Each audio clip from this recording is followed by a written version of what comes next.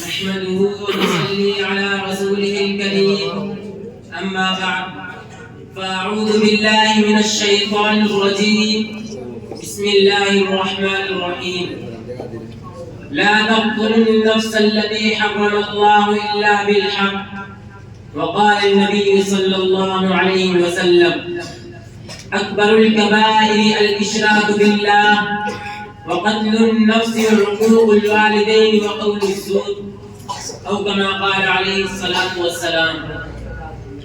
رلاتی ہے تیری حالت اے مسلمان مجھ کو، رلاتی ہے تیری حالت اے مسلمان مجھ کو کہ عبرت خیز ہے تیرا خزانہ سب خزانوں میں.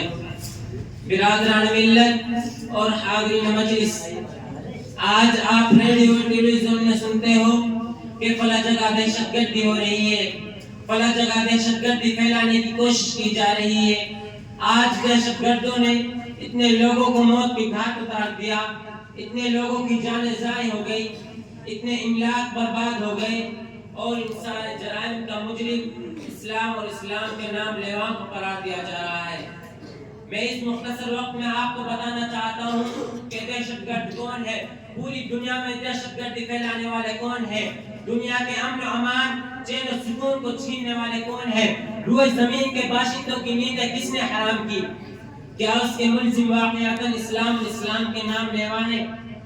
دوستوں اور اسلام کے پروانوں، اسلامی تاریخ کا مطالعہ کرنے والے جانتے ہیں کہ اسلام نے ہمیشہ امن و شانتی کی دعوت دی ہے، آپسی محبت اور الفت کی دعوت دی ہے، صلح و آشتی کی دعوت دی ہے، نصیحت و خیر خواہی کی دعوت دی ہے، میل ملاپ اور خیر سگالی کی دعوت دی ہے، فتنہ فساد سے روکا ہے، حق طلبی اور حق ماننے سے روکا ہے، ظلم و زیادتی سے روکا ہے.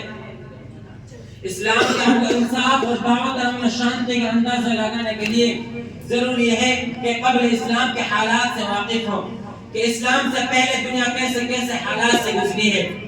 دوستوں، 6 صدی عیسوی میں دنیا بڑی اضطرابی اور بے قراری کی حالت میں اپنے لمحات گزارا کر رہی تھی. ہر طرف فساد پھیلا ہوا تھا، دوسروں پر ظلم و زیادتی کرنے کو اپنی بڑائی کی دلیل سمجھی جاتی تھی. ایک بادشاہ کا دوسرے بادشاہ کے ملک میں داخل ہو کر خون خرابہ کرنے کو ایک قابل قدر کارنامہ سمجھا جاتا تھا. غریبوں، نادار، معذور لوگوں کو معاف تک نہیں کیا تھا.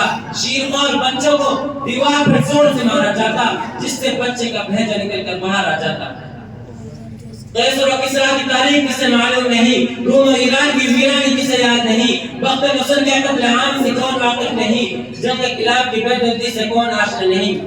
الغرض پوری دنیا میں فساد پھیلا ہوا تھا. روم ہو یا ایران، پاکستان ہو یا ہندوستان، یورپ ہو یا ایشیا، روئے زمین کا کوئی خطہ ایسا نہیں تھا جہاں لوگ امن و شانتی کی زندگی بسر کر رہے ہوں. اسی حالات کو بیان کرتے ہوئے قرآن کریم کہتا ہے ظہر الفساد فی البر والبحر بما کسبت ایدی الناس. ایسے خطرناک اور تاریخ ترین حالات میں اسلام کا ظہور ہوتا ہے اور اس مضطرب و پریشان دنیا کو حقوق انسانی کا پیغام سناتا ہے، امن و شانتی کا پیغام سناتا ہے، صلح و آشتی کا پیغام سناتا ہے. اسلام کہتا ہے صلح جنگ سے بہتر ہے چاہے جھک کر ہو. صلح حدیبیہ کی تاریخ کسے معلوم نہیں، مسلمانوں کو کس طرح اس نئے سفر میں روکا گیا. قرآن کریم کہتا ہے ناجائز کسی کو قتل کرنا جائز نہیں، کسی کے املاک کو ہلاک کرنا جائز نہیں، کسی کے املاک کو ہلاک کرنا جائز نہیں، دوسروں پر ظلم و زیادتی کرنا فساد اور دہشت گردی ہے، اور اللہ تعالیٰ فساد اور دہشت گردی کو پسند نہیں کرتا. قرآن کریم کی ایک آیت امن کی دعوت دیتی ہے اور دہشت گردی سے روکتی ہے. لیکن آج میڈیا کے ذریعے اسلامی تعلیمات کو مسخ کرنے کی کوشش کی جا رہی ہے. اسے دنیا والوں کے سامنے بدنام کیا گیا. جو امن و شانتی کا داعی تھا اسے دنیا کے سامنے مجرم بنا کر پیش کیا گیا، لوگوں کو اس سے نفرت دلائی گئی. لیکن میں پوچھنا چاہتا ہوں کہ اسلام کو بدنام کرنے والوں، اگر اسلام ایک دہشت گرد مذہب ہے تو نبی کے زمانے میں دہشت گردی کیوں نہیں؟ ابو بکر کے زمانے میں دہشت گردی کیوں نہیں؟ عمر فاروق کے زمانے میں دہشت گردی کیوں نہیں؟ عثمان غنی کے زمانے میں دہشت گردی کیوں نہیں؟ خلافت بنی امیہ کے زمانے میں دہشت گردی کیوں نہیں؟ مغلیہ سلطنت کے زمانے میں دہشت گردی کیوں نہیں؟ جبکہ ان کے پاس اس وقت قوت تھی، طاقت تھی، وہ دنیا کو طے و بالا کر سکتے تھے، لیکن آج جب کہ وہ کمزور ہو چکے ہیں، ان کی حکومتیں ختم ہو چکی ہیں، وہ محکومی و مفلک الحال زندگی بسر کر رہے ہیں، تو ان پر آج کیوں دہشت گردی کا الزام لگایا جا رہا ہے؟ روئے زمین کے مسلمانوں کے خون سے ہولی کھیلی گئی، مسلمان عورتوں کی عفت و عصمت کو پامال کیا گیا، ان کی آنکھ ریزی کی گئی، ان کے دامن حیا کو تار کیا گیا اور کیا جا رہا ہے، لیکن کہیں سے اس کی بندش اور روک تھام کی آواز نہیں اٹھ رہی۔ میڈیا میں کبھی یہی نہیں کہا جاتا کہ مسلمانوں ان پر ظلم زیادتی ہو رہی ہے، ان کے حقوق پامال کیے جا رہے ہیں۔ یہود اور عیسائی کی لعاب دہن کی قیمت ہے، لیکن مسلمانوں کے خون کی کوئی قیمت نہیں، اور اس پر ظلم بالائے ظلم یہ ہوا کہ اسے دنیا کے سامنے مجرم و خطاکار بنا کر پیش کیا جاتا ہے۔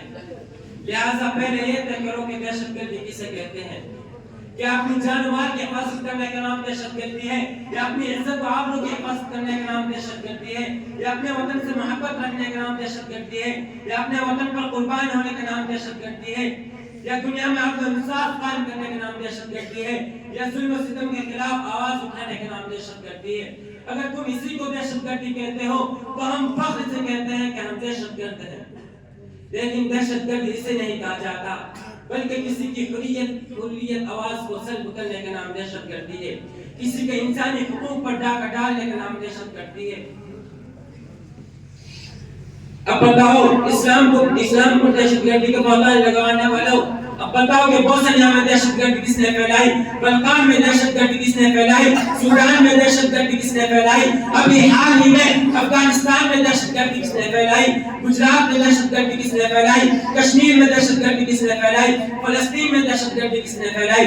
سرزمین فلسطین کا چپا چپا گوشہ گوشہ مسلمانوں کے خون سے رنگین ہو چکا ہے، لاکھوں عورتوں کی عفت و عصمت پامال ہو چکی ہے، کروڑوں بچے یتیم ہو چکے ہیں، ہزاروں بھائی بے ہو چکے ہیں، کتنے گھر ویران ہو چکے ہیں۔